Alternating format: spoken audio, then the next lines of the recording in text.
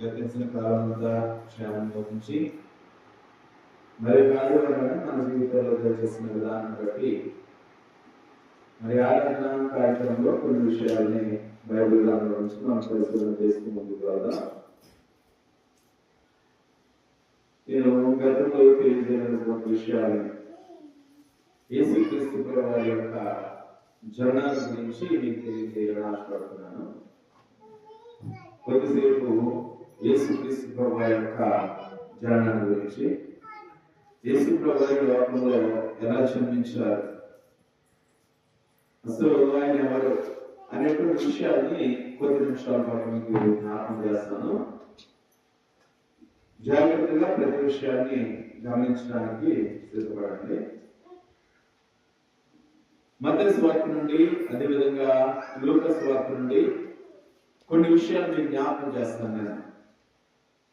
అయితే మొట్టమొదటిగా మత్తయి సువార్త 1వ అధ్యాయము 21వ వచనాన్ని ఆలోచన చేసినట్లయితే అక్కడ మాట కనపడుతుంది. ఆమె యొక్క కుమారుని కనును, ఆయన తన ప్రజలను వారి పాపముల నుండి ఆయనే రక్షించును గనుక ఆయనకు యేసు అని పేరు పెట్టుదు అనేను అనేటువంటి ఒక మాట మనకు కనపడుతుంది. ఇక్కడ ఆలోచన చేసినట్లయితే ప్రతి నిబంధన గ్రంథంలో కనపడుతున్నటువంటి ఈ మాటని ముందుగానే తండ్రి దేవుడు తన ప్రవక్తలలో ఒకరైనటువంటి యెషయా గారి ద్వారా 7వ అధ్యాయంలో 14వ వచనంలో చక్కటి మాట జ్ఞాపకం చేశారు. అక్కడ 7:14 కనపడుతున్న మాట ఏంటంటే, ప్రభువు తానే ఒక సూచన మీకు చూపును, ఆలకించుడి, కన్యక గర్భవతి కుమారుని కని ఆయనకు యేసు అని పేరు పెట్టింది అనేటువంటి మాట మనకు కనపడుతుంది. అంటే ఈ రోజున చాలా మంది అనుకుంటున్నట్లు యేసుక్రీస్తు ప్రభువారు ఈ లోకంలో జన్మించింది, మనవలే జన్మించాడు, మనలాంటి మనుషులే అనుకుని ఎవరైనా అనుకుంటున్నట్లయితే అది వాక్యానుసారంగా వాక్యానికి విరుద్ధమనే విషయాన్ని అందరూ గమనించాలి. ఎందుకన్నట్లయితే యేసు ప్రభువారి యొక్క జననం అనేది, ఆయన లోకంలో పుట్టడం అనేది అకస్మాత్తుగా సంభవించిందైతే కాదు. యేసు ప్రభువారు ఈ లోకంలో జన్మించడానికి అది దైవ సంకల్పం, దేవుని యొక్క సంకల్పం. ఆధారం లేకుండా యేసుక్రీస్తు ప్రభువారు ఈ లోకంలో జన్మించలేదు. అయితే మామూలుగా మన యొక్క జన్మం అయితే మన తల్లుల గర్భాల నుంచి ఈ లోకానికి మనం వచ్చాం. అంటే మనం తల్లిదండ్రుల ప్రమేయంతో ఈ లోకానికి మనం రావడం జరిగింది. అయితే యేసుక్రీస్తు ప్రభువారి జననాన్ని మనం ఆలోచన చేసినట్లయితే మనవలే జరిగినటువంటి జననం కాదు. ఆయన ఈ లోకానికి వస్తాడు అని, ఈ లోకంలో పుట్టాలి అని ప్రవక్తల ద్వారా తండ్రి దేవుడు ముందుగానే వ్రాయించాడు. కొన్ని వందల సంవత్సరాల క్రితం యెషయా గారి ద్వారా దేవుడు పలికించాడు. ప్రభువే చూపించిన సూచన గురించి మాట్లాడుతూ, కన్యక గర్భవతి కుమారుని కని అతనికి ఇమ్మానుయేలు పేరు పెట్టాలి. ఇది పరలోకంలో ఉన్నటువంటి దేవుని యొక్క ఆలోచన, ఆయన సంకల్పం. అంతేకాకుండా ఆ యేసుక్రీస్తు ప్రభువు గురించి ఆది కాండంలోనే చాలా మందికి తెలియని విషయం ఏంటంటే, ఆది కాండంలోనే 3వ అధ్యాయం 15వ వచనంలో యేసుక్రీస్తు ప్రభువుని గురించినటువంటి ప్రవచనం కనపడుతుంది. అక్కడ ప్రవచనం ఏంటంటే, నీకును ఆమెకును, నీ సంతానమునకును ఆమె సంతానమునకును వైరం కలుగు చేసేదను, నీవు దానిని తల మీద కొట్టను, అది నిన్ను మడి మీద కలుస్తుందని ప్రవచనం కూడా కనపడుతుంది. అక్కడ ఇది మోషే గారి ద్వారా దేవుడు జ్ఞాపకం చేస్తున్నాడు, అక్కడ రాయించిన మోషే గారి ద్వారా. అయితే ఆలోచన చేసినట్లయితే యేసుక్రీస్తు ప్రభువారి గురించి ప్రతి నిబంధన మత్తయి, మార్కు, లూకా సువార్తలు మాత్రమే కాదు, ఆయన గురించి పాత నిబంధన ఆది కాండం నుంచి కూడా ఆయన గురించి ప్రవచనాలు మనకు కనబడతాయి. పాత నిబంధన గ్రంథంలో, ప్రవక్తల పుస్తకాలలో, గ్రంథాలలో ఎన్నో చోట్ల ఆయన పుట్టుకల గురించి, ఆయన జన్మం గురించి మనం చూడగలం. అయితే ఇక్కడ ఆలోచన చేసినట్లయితే ఇక్కడ స్త్రీ సంతానం చెప్పుకొచ్చాడు ఆది కాండంలో. నీ సంతానమునకును ఆమె సంతానం, 2 సంతానాలు కనబడతాయి. ఇక్కడ నీ సంతానము అనేటువంటి మాట ఎవరు అంటే సాతాను సంతానం. రెండవదిగా ఆమె సంతానం ఎవరంటే స్త్రీ సంతానం. ఎవరి స్త్రీ సంతానం అంటే మరియా సంతానం. అంటే మరియా యోసేపుతో మరి మరియను యోసేపు గారి ప్రదానం చేయబడినప్పటికీ కూడా వారిద్దరూ వివాహం చేసుకోక ముందు జన్మించిన వారే యేసు ప్రభువారు. అంటే పురుష సంబంధం లేకుండా పుట్టిన వారే యేసుక్రీస్తు ప్రభువారు. అయితే మనము ఎవరి సంతానం చెప్పాలంటే మనం పురుష సంతానం. అంటే మన తల్లిదండ్రుల ద్వారా మనం ఈ లోకానికి వచ్చిన వారు.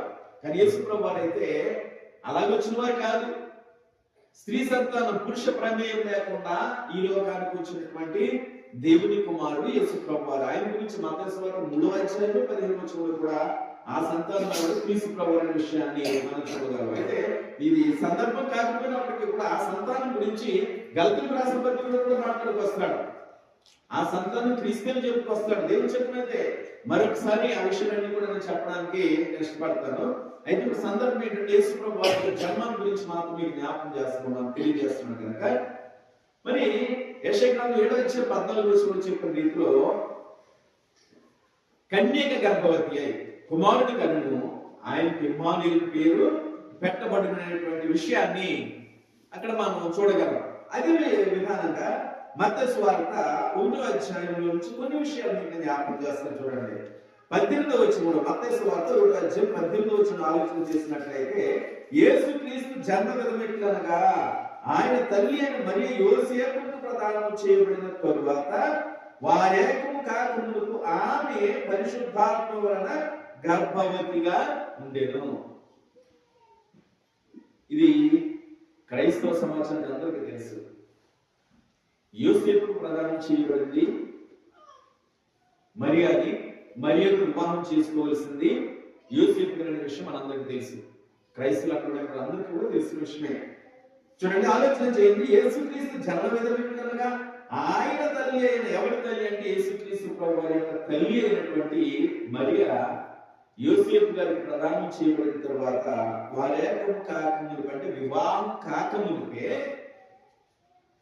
పరిశుద్ధాత్మ వలన ఆమె గర్భం ధరించింది అనే విషయాన్ని మనకు గమనించగలం. ఈ విషయాన్ని లూకా సువార్త 2:2 చాలా వివరంగా మనకు కనబడతాయి. మరియతో దేవదూత వచ్చి మాట్లాడినట్లుగా మనం చూడగలం. మరియతో దేవదూత మాట్లాడుతూ పరలోకం నుంచి వచ్చిన దేవదూత మరియతో మాట్లాడినట్లుగా మనం చూడగలం. ఆ మరియ దగ్గరికి దేవదూత వచ్చి నీవు గర్భం ధరించి కుమారుని కంటావు అని చెప్పినప్పుడు మరియ భయపడింది. అదేంటి, నేను ఇంకా వివాహం కాని దానిని, పురుషుడు ఎరిగిన దానిని, మరి నేను కుమారుని కంటాను ఏంటనే విషయాన్ని బట్టి, చెప్పిన మాటను బట్టి మరియ భయపడింది. కానీ మరియ దగ్గరికి వచ్చింది, మాట్లాడింది. ఎవరైనా ఆలోచన చేసినట్లయితే పరలోకములో దేవుని సన్నిధిలో ఉండేటువంటి దూత అయినటువంటి గాబ్రియేలు అనేటువంటి దూత మరియ దగ్గరికి వచ్చి మాట్లాడాడు. ఏమని చెప్తాడంటే, నువ్వు గర్భము ధరించి, పరిశుద్ధాత్మ గర్భాన్ని ధరించి ఒక కుమారుని నీవు కంటావు. ఆయనకి యేసు పేరు పెడతామని కూడా దేవదూత వచ్చి చెప్పినట్లుగా మనం మత్తయి సువార్త 1:18 లూకా సువార్త 2:18 మనం చూడగలం. ఈ విషయాన్ని మనం జాగ్రత్తగా ఆలోచన చేసినట్లయితే యేసు ప్రభువు ఈ లోకంలో పుట్టాలి అనేది దేవుని యొక్క సంకల్పం. ఆయన ఏ విధంగా ఈ లోకానికి తీసుకురావాలన్నది దేవుని యొక్క సంకల్పం. యేసు ప్రభువారు దేవుడిగా, దేవుని కుమారుడిగా ఈ లోకానికి రావడం జరిగింది. ఆ యేసుక్రీస్తు ప్రభువారు పుట్టడానికి ఇవన్నీ కూడా ఒక ఆలోచన అన్నమాట. ఎలాగ ఆయన ఈ లోకానికి పంపించాలని దేవుని యొక్క ఆలోచన. మరి దేవుడి దగ్గర ఉన్నటువంటి గాబ్రియేలు దూత ఈ లోకానికి వచ్చి మరియ దగ్గరికి వచ్చి మాట్లాడుతున్నాడు. నువ్వు కుమారుని కంటావు, అతనికి యేసు అనేటువంటి పేరు పెట్టబడుతుంది. మత్తయి సువార్త అయ్యే విషయం కనబడుతుంది మనకి. 18 నుంచి 2 ఆలోచన చేసినట్లయితే ఆ విషయాన్ని మనం చూడగలం. ఇదిగో ప్రభు దూత స్వప్నమందు అతనికి ప్రత్యక్షమైంది. రెండో విషయం ఎవరికి మాట్లాడుతున్నాడు మళ్ళా? ముందుగా మరియతో మాట్లాడాడు గాబ్రియేలు దూత. తర్వాతను ఆ మరియ వివాహం చేసుకునేటువంటి యోసేపు గారి దగ్గరికి వచ్చి కూడా మాట్లాడాడు.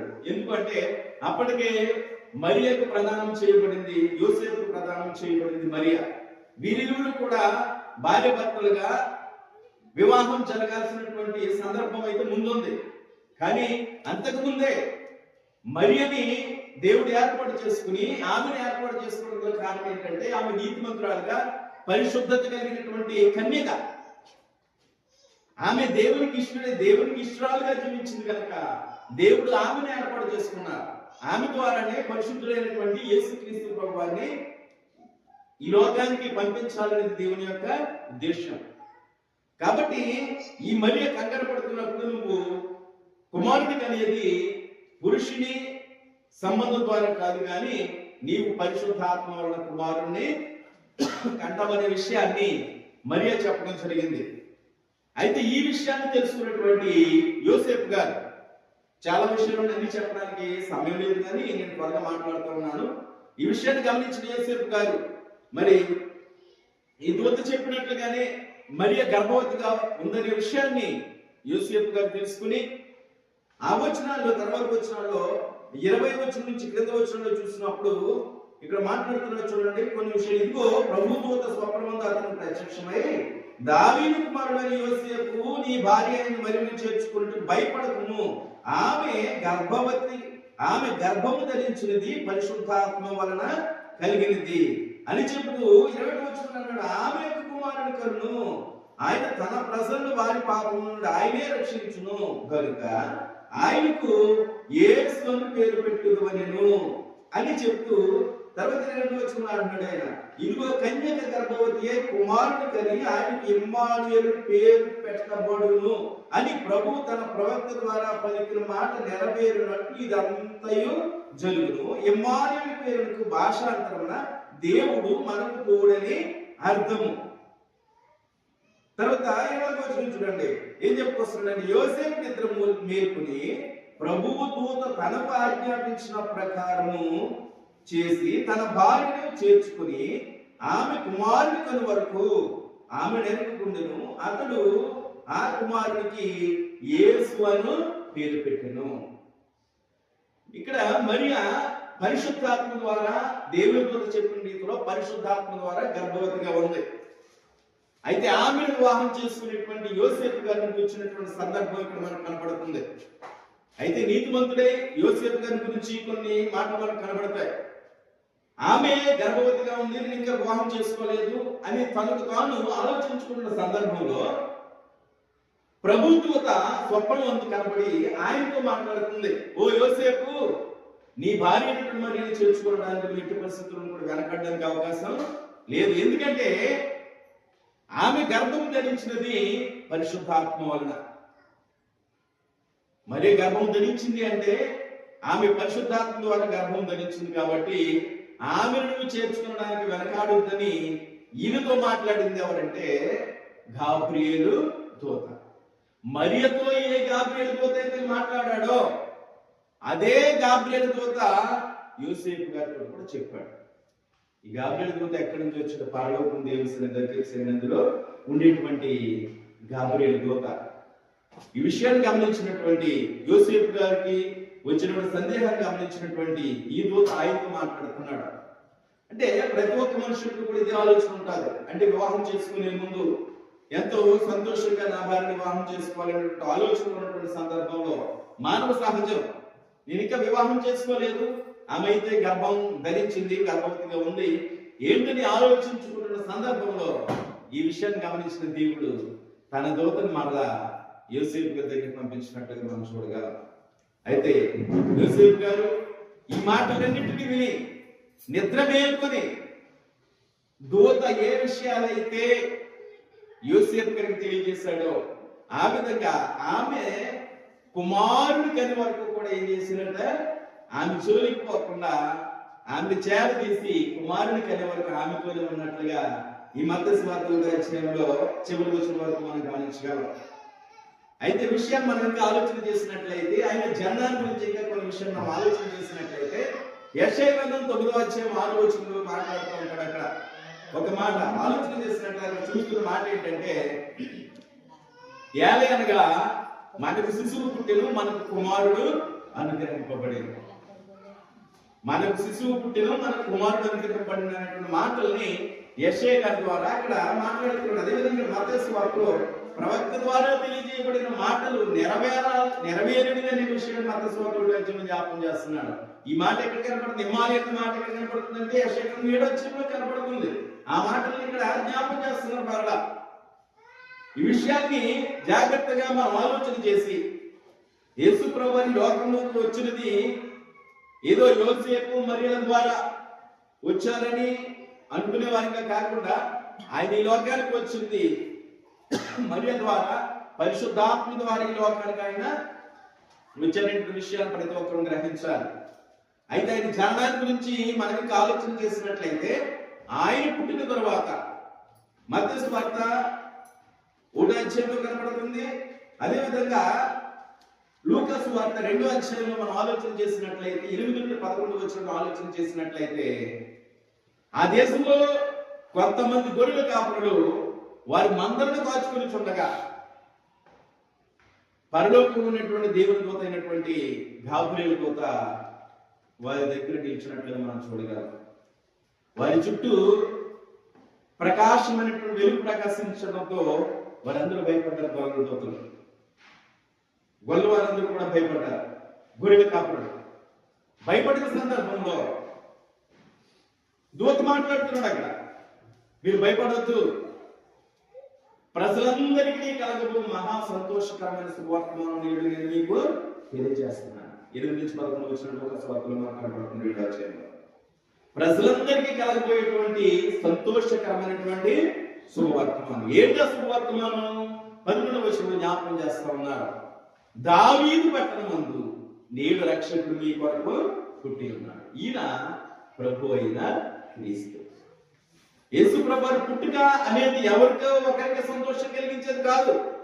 దేవుని దూత మాట్లాడుతున్నాడు అక్కడ, ప్రజలందరికీ కలగబోయేటువంటి మహా సంతోషకరమైన శుభవర్తమానం. అదే విషయాన్ని యెషయా గ్రంథంలో 6వ వచనం జ్ఞాపకం చేసిన మిత్రులు అక్కడ మాట్లాడుతున్నాడు. మనకు శిశువు పుట్టెను, మనకు కుమారుడు అనుగ్రహింపబడింది. మనకు అంటే ఎవరికైనా ఆలోచన చేసినట్లయితే లోకానికి, మనకు అంటే లోకానికి, లోక ప్రజలందరికీ కూడా, అందరి ప్రజల నిమిత్తం దేవుడు యేసుక్రీస్తు ప్రభువు అన్ని లోకానికి పంపించారు. మనకు శిశువు పుట్టెను, మనకు కుమారుడు అనుగ్రహింపబడేది. నేను చెప్తూ ఆయన భుజముల మీద రాజ్యభారము ఉండేది అనేటువంటి విషయాన్ని యెషయా గ్రంథంలో పేర్లు కూడా ఉన్నాయి. క్రింద చెప్పుకొచ్చాడు, ఆశ్చర్యకరుడు, ఆలోచనకర్త, బలవంతుడకు దేవుడు, నీచుడకు తండ్రి, సమాధానకర్త, అధిపతి అని అతనికి పేరు పెట్టారు. ఇవన్నీ ఆయన పేర్లేదండి. ఏ పేరు పెట్టాలో వాటి ఆ పేరుకి ఏ విధంగా ఈ లోకంలో సమాధానాన్ని కనపరిచాడో, ఏ విధంగా ఆయన ఆశ్చర్యాలు చేశాడో, వీటన్నింటికి సంబంధించిన పేర్లు ముందుగానే యెషయా గారి ద్వారా 9వ వచనంలో మనం చూడగలం.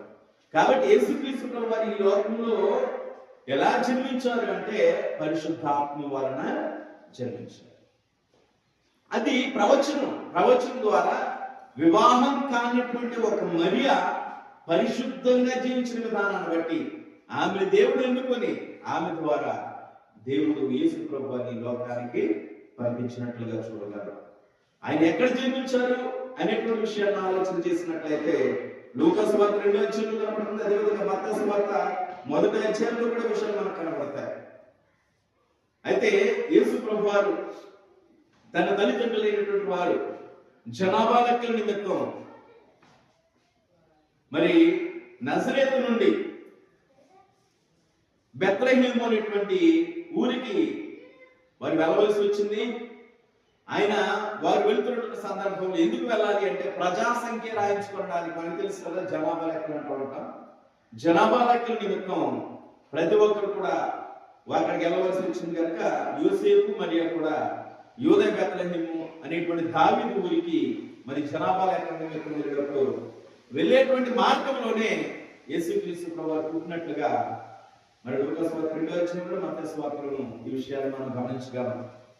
ఆయన పుట్టిన స్థలం అయితే ఖచ్చితంగా రాయబడలేదు, కానీ స్థలం ఎక్కడైనా రాయబడలేదు. కానీ ఆ యేసు ప్రభువు పుట్టిన తర్వాత ఆయనకి స్నానం చేయించి పొత్తిగుడ్డలతో చుట్టి వారికి సత్రములో స్థలము లేనందున ఎక్కడ పడుకోబెట్టారంటే పశువుల పాకలో పడుకోబెట్టారు, పశువుల తొట్టిలో పడుకోబెట్టారు.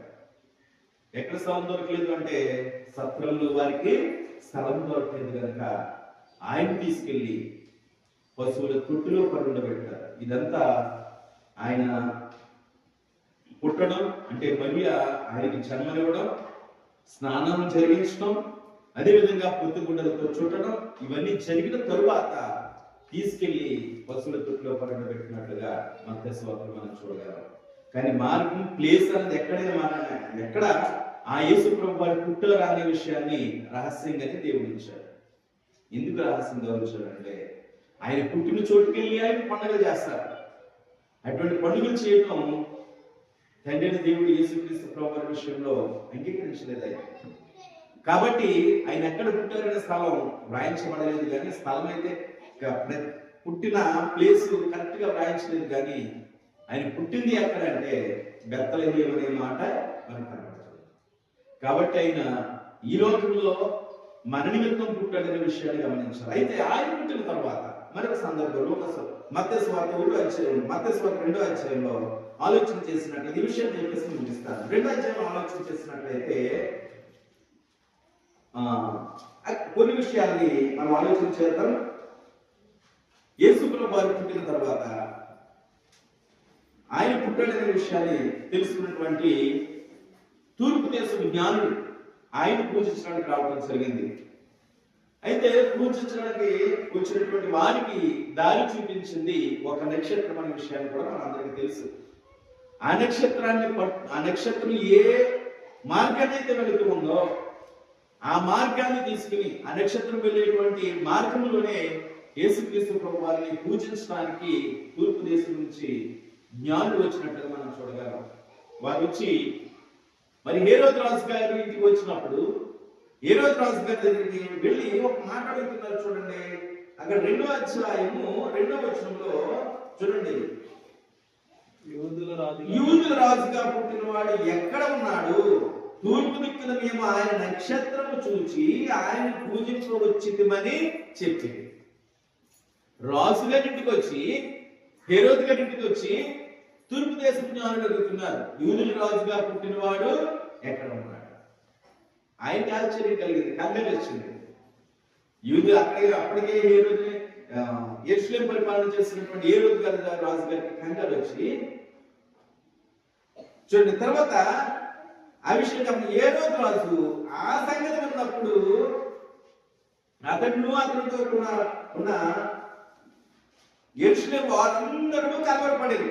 అంటే ఏ విషయాన్ని గమనించాడు ఈ హేరోదు రాజు గారు? ఆ జ్ఞానులు వచ్చి ఆయన అడిగినప్పుడు కంగారు పడుతున్నారు. అప్పటికే రాజుగా ఉన్నాడు ఆ ప్రాంతానికి. రాజుగారి దగ్గరికి వచ్చి రాజుగారు ఎక్కడ పుట్టారని అడుగుతున్నాడు. అంటే యేసుక్రీస్తు ప్రభు వారు ఈ లోకానికి వచ్చింది రాజుగా వచ్చాడు. ఆయన పుట్టడానికి గురించి ఇక్కడ జ్ఞానుల ద్వారా దేవుడు మాట్లాడుతూ యూదుల రాజుగా పుట్టిన యేసు ఎక్కడ పుట్టాడని అనట్లేదు. వీళ్ళు యూదుల రాజుగా పుట్టిన వాడు ఎక్కడ ఉన్నాడు? ఈ నక్షత్రాన్ని చూసి మేము రావడం జరిగిందని చెప్పినప్పుడు ఆ రాజు మాట్లాడుతున్నటువంటి సందర్భాలు ఏ రోజు రాజు ఈ సంగతి విన్నప్పుడు అతనితో కూడా యెరూషలేము అందరూ కలవరపడేది. కాబట్టి రాజు ప్రధాన యాజకులను, ప్రజల నుండి శాస్త్రులను అందరూ సమకూర్చి క్రీస్తు ఎక్కడ పుట్టినో వారిని అడిగాను. అందుకు వారు యూదా బెత్లెహేములోనే, ఏలైనగా యూదా దేశం బెత్లెహేమా, నీవు యూదా ప్రధానుడు ఎంత మాత్రం అల్పమైన దాను కావు. ఇజ్రాయిల్ నా ప్రజలను పరిపాలించు అధిపతి నీలో నుండి వచ్చును అని ప్రవక్త ద్వారా వ్రాయబడి ఉన్నదని. ఈ విషయాన్ని చాలా జాగ్రత్తగా ఆలోచన చేయాలి. అంటే యేసుప్రభు వారు పుట్టేది యూదా బెత్లెహేములోనే పుడతారు అనే విషయాన్ని గ్రంథాలు పరిశీలన చేయమన్నాడు. అక్కడ ఉన్నటువంటి శాస్త్రుల్ని, యాజకుల్ని, ఆ దేశంలో ఉన్నటువంటి పండితులందరినీ పిలిపించి క్రీస్తు ఎక్కడ పుట్టాడు అని అడిగినప్పుడు వాళ్ళందరూ కూడా గ్రంథాలని పరిశీలన చేసిన తర్వాత వారు చెప్పినటువంటి విషయం, ఆయన ఎక్కడ పుడతాడంటే యూదా దేశం బెత్లెహేమా, నీవు యూదా ప్రధానంలో ఎంత మాత్రమూ అల్పమైన దానివి కావు. ఇజ్రాయిల్ నా ప్రజలను పరిపాలించు అధిపతి నీలో నుండి వచ్చు. ఇజ్రాయిల్ పరిపాలన చేసేటువంటి అధిపతి నీలో నుండి, అంటే యూదా బెత్లెహేములో యేసుక్రీస్తు ప్రభువు వారు పుడతానికి గ్రంథంలో ఉంది అనేటువంటి విషయాన్ని మరి వారు తెలియజేసినప్పుడు రాజుగారు అక్కడికి వచ్చినటువంటి అజ్ఞానులతో మాట్లాడుతున్నాడు. అక్కడ తూర్పు దేశం నుంచి వచ్చినటువంటి జ్ఞానులతో మాట్లాడినట్టు మనం చూడగలం. క్రింద వచ్చిన విషయాన్ని మనం చూడగలం. అయితే రాజుగారు వారితో మాట్లాడుతున్నారు. నేను చాలా స్పీడ్ గా మాట్లాడుతూ ఉన్నాను, ఎందుకంటే ముగింపు సమయం విషయం కనుక. వారితో చెప్పి మీరు వెళ్ళండి, ఆయన పూజించండి, మరలా నా దగ్గరికి మీరు సమాచారాన్ని తీసుకురండి అనే విషయాన్ని హేరోదు రాజు గారు చెప్పినట్టు మనం చూడగలం. అయితే తర్వాత సందర్భం అందరికీ తెలిసిన విషయమే. వారు వెళ్ళారు, యేసు ప్రభువాన్ని పూజించారు. వారు బోళము, బంగారము, సాంబ్రాన్ని తీసుకుని వచ్చి వారి పెట్టులు విప్పి యేసుక్రీస్తు ప్రభువాన్ని పూజించినట్లుగా మనం చూడగలం. వారికి మార్గం చూపించిన నక్షత్రం యేసు ప్రభువారు ఉన్నటువంటి ఇంటి పైన నిలిచిన వెంటనే వారు ఆ ఇంటిలోనికి వెళ్ళి యేసు ప్రభువాన్ని పూజించి వారు తీసుకుని వచ్చిన బంగారము, బోళము, సాంబ్రాన్ని ఇచ్చి కానుకలుగా ఇచ్చినట్లుగా మనకి మత్తయి సువార్త విషయం మనకు కనబడుతున్నాయి. కాబట్టి విషయం మనం గమనించినట్లయితే యేసు ప్రభువారు ఈ లోకంలో జన్మించింది మనలాంటి జన్మ కాదనే విషయాన్ని మనందరం గమనించి ఆయన ప్రవక్తలు చెప్పినటువంటి వచనాల ప్రకారం ఆయన ఈ లోకానికి వచ్చారు. ఆయన రావడానికి ఒక మరియను దేవుడు సాధనంగా వాడుకున్నాడు. ఆమెని వాడుకోవడానికి గల కారణం ఏంటంటే ఆమె ఈ లోకంలో దేవుడికి ఇష్టరాలుగా పరిశుద్ధమైన జీవితాన్ని జీవించడం ద్వారా ఆమెని దేవుడు ఎన్నుకున్నాడనే విషయాన్ని మనం గమనించాలి. ఆమె ద్వారా యేసు ప్రభువాన్ని దేవుడి లోకానికి పంపించడం జరిగింది. ఆయన పుడతాడు అనే విషయాన్ని యెషయా గ్రంథంలోను, ఆది గ్రంథంలోను మనం చూడగలం. అదేవిధంగా ప్రవక్తల గ్రంథాలు ఇంకా ఆయన జన్మం గురించి కనపడుతుంది. అయితే ఇక్కడ మత్తయి సువార్తలో 1:27 ఆమె యొక్క కుమారుని కన్నా ఆయన తన ప్రజలను వారి పాపం నుండి ఆయనే రక్షించు గనుక ఆయనకి యేసు అని పేరు పెట్టాలనే విషయాన్ని దూత ముందుగానే చెప్పినట్టుగా కూడా చూడగలం. యేసు అనే పేరు కూడా తల్లిదండ్రుల ఇష్ట ప్రకారం, అంటే యోసేపు మరి ఇష్ట ప్రకారం పెట్టబడినటువంటి పేరైతే కాదు. ఈ పేరు మాత్రమే, అంటే ఈ నామం మాత్రమే ఆయన పేరు మీరు ప్రతిష్ఠించాలి, ఈ నామాన్ని ప్రతిష్ఠించడానికి ముందుగానే గాబ్రియేలు గురించి చెప్పినట్టుగా మనం చూడగలం. అంటే ఆయన ఈ లోకంలో జన్మించడం అనేది అది దైవ సంకల్పం. ఆయన ఈ లోకానికి వచ్చినది ఏదో మతం బోధించడానికో లేదో ఇంకో వేరే మీద స్వస్థత చేయడానికి ఈ లోకానికి వచ్చారనుకోవడం సరైనటువంటి ఆలోచన కాదు. ఆయన ఈ లోకానికి వచ్చింది ఎందుకు అంటే యెషయా గ్రంథంలో చెప్పినట్టుగా ఆయన భుజముల మీద రాజ్య ప్రాధాన్యం దేవుడు ఉంచాడనేటువంటి విషయాన్ని మనందరూ గమనించాలి. రాజ్యాన్ని భరించడానికి, రాజ్యాన్ని ఏర్పాటు చేయడానికి దేవుడు కన్య మరియ ద్వారా యేసు ప్రభువుని లోకానికి పంపించాడు. కాబట్టి విషయాన్ని గమనిస్తున్నటువంటి మనందరం కూడా యేసు ప్రభువు ఈ లోకానికి వచ్చింది మనల్ని రక్షించడానికి వచ్చారు. అది మత్తయి సువార్త 21 అదే విషయం జ్ఞాపకం చేస్తున్నాడు. ఆయన తన ప్రజల వారి పాపముల నుండి ఆయనే రక్షించాడు కనుక యేసు అనే పేరు పెడతారు. అంటే యేసు అంటే అర్థం రక్షకుడు. ఆయన ఈ లోకానికి ఎలా వచ్చాడంటే రక్షకుడు వలె ఆయన రావడం జరిగింది. ఆయన రక్షకుడిగా పుట్టాడు, అనేకులు రక్షించడానికి తన ప్రాణాన్ని బలిగా అర్పించాడు.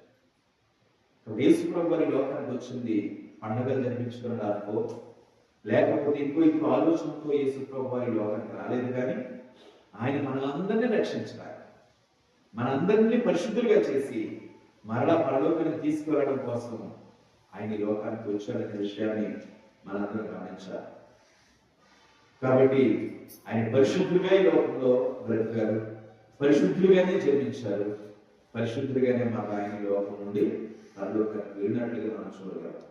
కాబట్టి యేసు క్రీస్తు ప్రభువు చరణాల గురించి ఇక్కడ చెప్పడానికి అనేకమైన విషయాలు ఉన్నప్పటికీ కూడా మీకు కొద్ది విషయాలు మాత్రమే మీ ముందునే ఉంచడం జరిగింది కనుక ప్రతి ఒక్కరు కూడా విషయాన్ని గమనించి జాగ్రత్తగా ఆలోచన చేసి యేసు ప్రభువు కన్య మరియ గర్భాన పరిశుద్ధాత్మ ద్వారా జన్మించినటువంటి దేవుని కుమారుడు అనే విషయాన్ని ప్రతి ఒక్కరు గమనించి ఆయన మనలాంటి మనుషులు కాదనే విషయాన్ని మాత్రం ప్రతి ఒక్కరు గ్రహించాలని మీ అందరికీ ప్రేమతో తెలియజేస్తూ ప్రతి ఒక్కరు కూడా దేవుని మాట విని దేవుడిలో కొనసాగుతూ గ్రంథంలో ఉన్నట్లుగా మనం గ్రంథాన్ని, పరిశుద్ధ గ్రంథాన్ని అనుసరిస్తూ దేవునికి ఇష్టమైనటువంటి వారిగా మనందరం జీవించాలని ఈ కొద్ది మాట మీ అందరికీ జ్ఞాపకం చేస్తూ ముగిస్తా ఉన్నాను. అందరికీ వందనాలు.